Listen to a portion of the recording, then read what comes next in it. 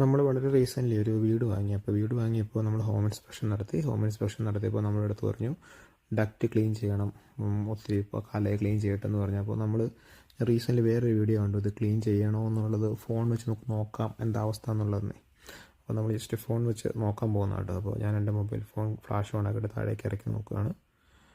ഇതിനകത്ത് കുറച്ച് മാറാല കെട്ടിയിട്ടുണ്ട്, പക്ഷെ എന്നാലും പൊടിയൊന്നുമില്ല. നമ്മളിപ്പോൾ ഞാൻ ക്ലീനിങ് കമ്പനിയെ വിളിച്ചപ്പോൾ അവരൊരു വീഡിയോ ഒക്കെ എടുത്ത് തന്നെ കാണിച്ചു തന്നു. ആ വീഡിയോ എന്ന് പറയുന്നത് ഇതേ ഡക്കിൽ തന്നെ നോക്കിയപ്പോൾ അതിനകത്ത് ഇങ്ങനെ ഈ വാക്യൂം ക്ലീനറിൻ്റെ പോലെ അല്ലെങ്കിൽ നമ്മുടെ ഡ്രയറിൻ്റെ ഒക്കെ വെൻ്റ് പോലെ നിറച്ചും പൊടിയായിരുന്നു. ഇതൊക്കെ ഉമാരുടായ്പാണ്. ഞാനപ്പോൾ അടുത്തൊരു വേറെ വെൻ്റോടെ നോക്കുകയാണ്.